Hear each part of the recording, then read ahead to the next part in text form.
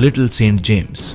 Caribbean Sea में स्थित ये छोटा सा आइलैंड बाहर से देखने में एक लग्जरी रिट्रीट लगता था, लेकिन इन्वेस्टिगेटिव रिकॉर्ड्स के मुताबिक यहीं पर सबसे गंभीर आरोप केंद्रित हुए। यह आइलैंड पूरी तरह प्राइवेट ओनरशिप में था। यहां तक पहुंचने के लिए प्राइवेट बोट्स या हेलीकॉप्टर्स का इस्तेमाल होता था। आइलैंड पर बने थे multiple guest houses, private docks, helipad, security check points, सब कुछ ऐसा कि बाहरी निगरानी लगभग नामुमकिन हो जाए। यह आइलैंड लोकल अथॉरिटीज के कानूनी दायरे से भी बाहर था और यही वजह थी कि यह जगह सालों तक ऑफ रडार रही। विक्टिम्स की गवाही के अनुसार लड़कियों को कभी मसाज, कभी असिस्टेंट वर्क और कभी ट्रैवल अपॉर्चुनिटी के नाम पर यहां लाया जाता था।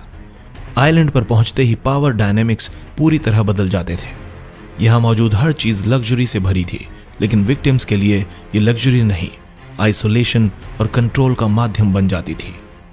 इन्वेस्टिगेशंस में यह भी सामने आया कि आइलैंड को जानबूझकर ऐसा डिजाइन किया गया था कि मूवमेंट डिस्क्रीट रहे। कौन आया, कौन गया, ये पब्लिक रिकॉर्ड्स में नहीं दिखता था। यही कारण है कि प्रोसिक्यूटर्स ने इसे सेंट्रल क्राइम लोकेशन के रूप में देखा। हालांकि हर एलिगेशन का कोर्ट रूम लेवल प्रूफ अलग अलग मामलों में इवैल्यूएट हुआ, लेकिन पैटर्न एक जैसा ही था: रिक्रूटमेंट, ट्रैवल, एक्सप्लॉयटेशन।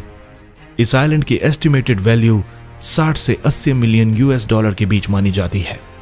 यह एप्स्टीन की वेल्थ का सिर्फ एक छोटा सा हिस्सा था। मीडिया ने इसे एप्स्टीन्स सीक्रेट प्लेग्राउंड कहा। Available police records, court filings और स्वॉर्न टेस्टिमोनीज के अनुसार जेफरी एप्स्टीन पर आरोप था कि उसने सालों तक नाबालिग लड़कियों को रिक्रूट, ट्रांसपोर्ट और एक्सप्लॉइट किया। आरोपों में यह सामने आया कि ज्यादातर लड़कियां इकोनॉमिकली कमजोर बैकग्राउंड से थीं, जिनकी उम्र आमतौर पर 14 से 17 साल के बीच बताई गई। रिक्रूटमेंट का तरीका अक्सर इनडायरेक्ट होता था, कभी मसाज वर्क, कभी पार्ट टाइम हेल्प और कभी इजी मनी के नाम पर। यह कोई सिंगल इंसिडेंट नहीं था। एलिगेशंस एक पैटर्न की ओर इशारा करते हैं, जहां एक लड़की को लाया जाता, फिर उससे कहा जाता कि वो दूसरी लड़कियों को इंट्रोड्यूस करे। इस तरह धीरे धीरे एक नेटवर्क इफेक्ट बनता गया। कई टेस्टिमनीज में यह भी कहा गया कि लड़कियों को शुरुआत में सिचुएशन की सीरियसनेस समझ में नहीं आती थी, लेकिन बाद में पावर इम्बैलेंस और फियर के कारण वे बाहर नहीं निकल पाती थी। कुछ मामलों में ट्रैवल भी इन्वॉल्व बताया गया, फ्लोरिडा से न्यूयॉर्क और कैरेबियन लोकेशंस तक।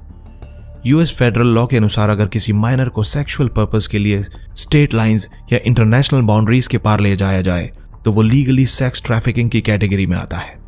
फोर्स का इस्तेमाल हुआ या नहीं, ये सेकेंडरी माना जाता है। इंड्यूसमेंट और एक्सप्लॉयटेशन ही की एलिमेंट होते हैं। यह स्पष्ट करना जरूरी है कि एप्स्टीन पर 2019 में जो चार्जेस लगाए गए वे थे sex trafficking of minors and conspiracy.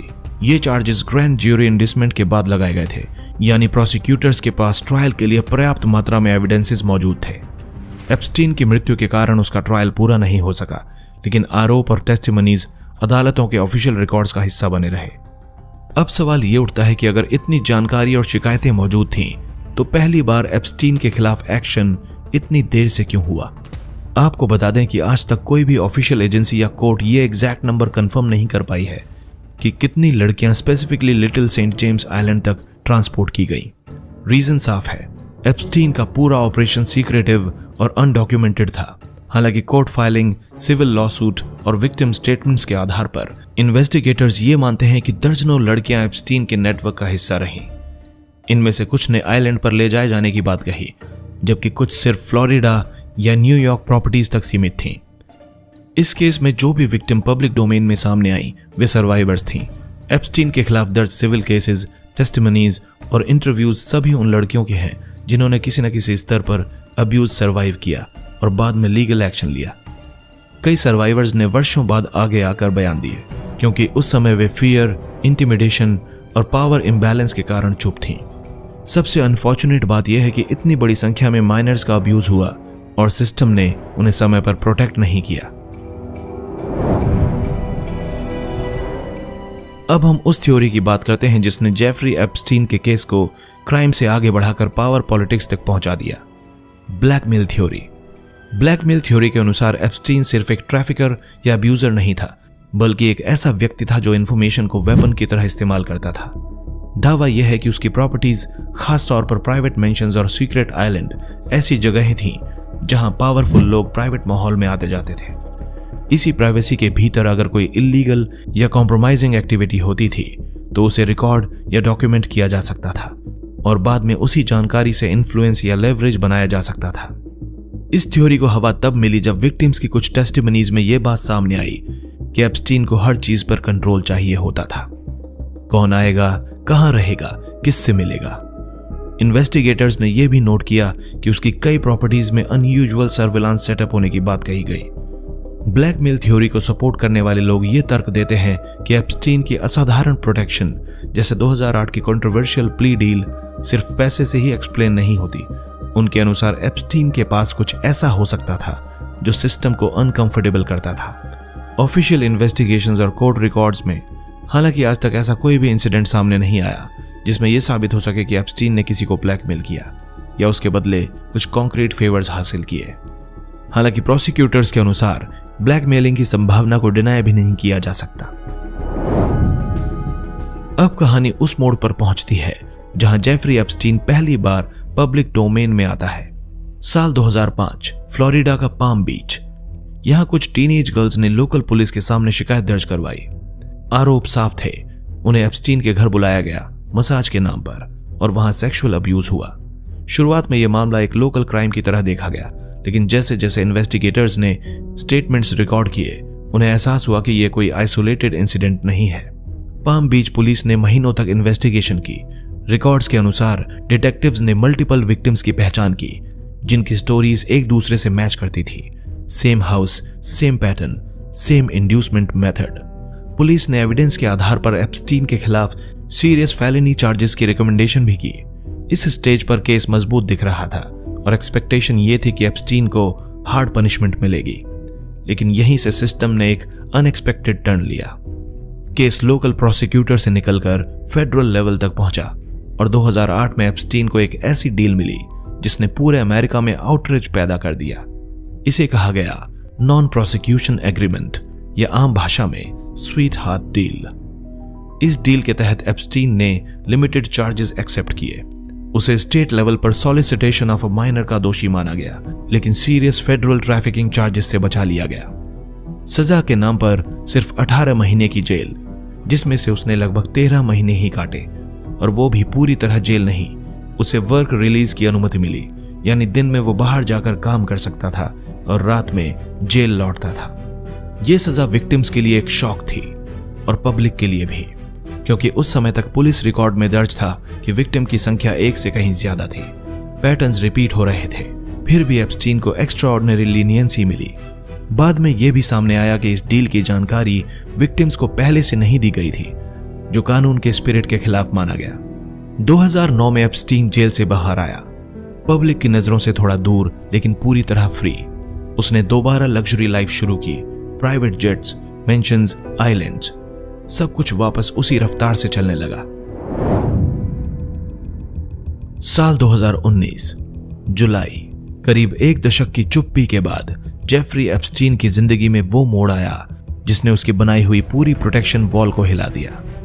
New York के JFK एयरपोर्ट पर उतरते ही एप्स्टीन को फेडरल एजेंट्स ने गिरफ्तार कर लिया।